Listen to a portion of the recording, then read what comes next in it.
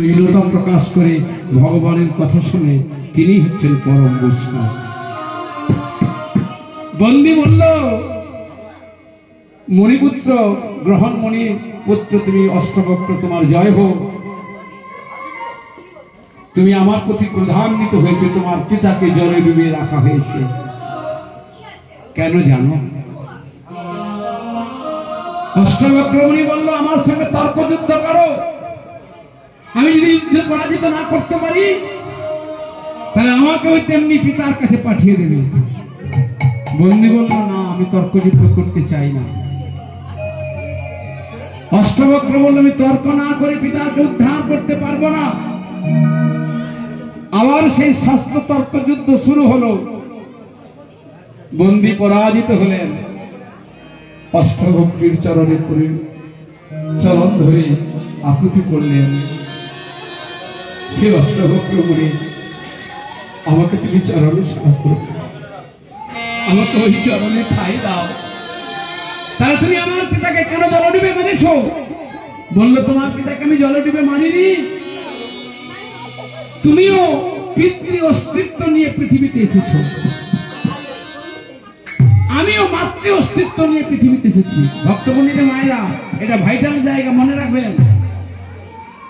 আমার পুত্র বলি, আমার কন্যা বলি, আমাদের অস্তিত্ব কোথায়?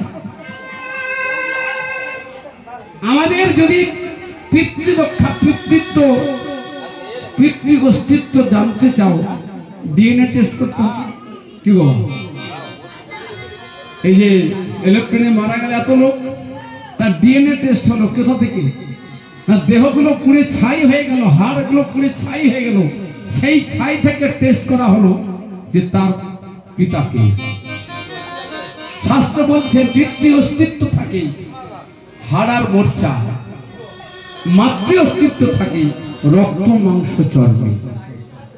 মায়ের অস্তিত্ব, এই জন্য মায়েরা মৃন্ময়ী, মায়েরা অল্প কথায় ব্যথিত হন, দুঃখ পান, মায়েরা ব্যথার দেহ। তাই পিতৃ অস্তিত্ব রক্ষিবারে সনবন্দী, যেখানেই আমার বাবা থাকুক না কেন তাকে আমি উদ্ধার করবই। বন্দী বলে উঠল, অষ্টবক্র মুনি, অযথা তুমি ক্রোধ করছো কেন? তোমারও পিতার অস্তিত্ব নিয়ে তুমি পৃথিবীতে এসেছো, আমিও মাতৃ অস্তিত্ব নিয়ে এসেছি। তুমিও যেমন আমিও তেমন। তোমার পিতাকে আমি জলে ডুবে মারিনি, তোমার পিতাকে আমি পাতালে পাঠিয়েছি। আমার পিতা বরুণদেব পাতালে যজ্ঞ করছে, আর সেই যজ্ঞের পুরোহিত পাচ্ছিলাম না। ওই তোমার পিতাকে আমি পুরোহিত করে জলের নিচে পাঠিয়েছি। হরি হরি বল, হরি বল, হরি বল।